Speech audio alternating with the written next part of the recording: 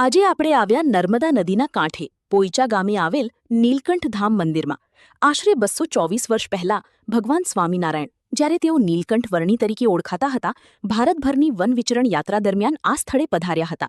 તેમણે અહીં નર્મદા નદીમાં સ્નાન કર્યું હોવાની લોકવાયકા છે. આ ઐતિહાસિક અને પવિત્ર સ્થળની સ્મૃતિમાં અહીં આધુનિક અને વિશાળ સ્વામિનારાયણ મંદિરનું નિર્માણ કરવામાં આવ્યું. આ મંદિર ભારતના સૌથી સુંદર મંદિરમાં પણ એક છે. અહીંયા તમે આવશો તો અહીંયાની અનુભૂતિ કંઈક અલગ છે.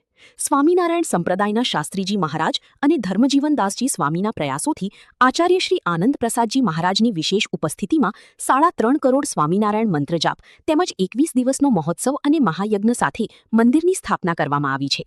આ સ્થાનને પશ્ચિમનું પ્રયાગ પણ કહેવામાં આવે છે. ધાર્મિકતા સાથે સંસ્કાર અને પ્રાચીન વૈદિક પરંપરાઓની આજની યુવા પેઢીની અનુભૂતિ કરાવતું મંદિર એટલે નીલકંઠ ધામ. શિખરબદ્ધ મંદિરમાં નીલકંઠ વર્ણિન્દ્ર ભગવાન સ્વામિનારાયણની મૂર્તિ સાથે પ્રાચીન સંસ્કૃતિના દર્શન કરાવતું અર્વાચીન મંદિર એટલે નીલકંઠ ધામ પોઈચા.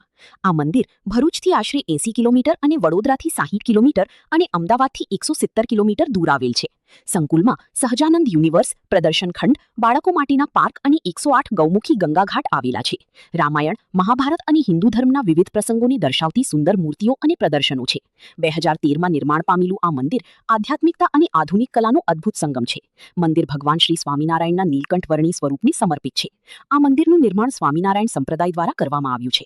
માન્યતા અનુસાર 200થી વધુ વર્ષો પહેલા ભગવાન સ્વામિનારાયણ, જેમણે કિશોરાવસ્થામાં નીલકંઠ વર્ણી તરીકે વન વિચરણ કર્યું હતું, આ પવિત્ર સ્થળેથી પસાર થયા હતા અને તેમણે નર્મદા નદીમાં સ્નાન કર્યું હતું. તેમની એ પવિત્ર સ્મૃતિને તાજી રાખવા માટે આ સ્થળે ભવ્ય મંદિરનું નિર્માણ કરવામાં આવ્યું.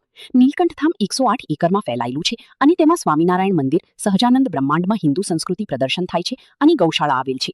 અહીંયા ભવ્ય મુખ્ય મંદિર, સુંદર ગાર્ડન અને લાઇટિંગ, સહજ આનંદ વોટર શો, હિન્દુ ધર્મના પ્રસંગો દર્શાવતા શિલ્પો, નર્મદા નદીનો સુંદર નજારો પરિવાર સાથે ફરવા માટે ઉત્તમ સ્થળ છે.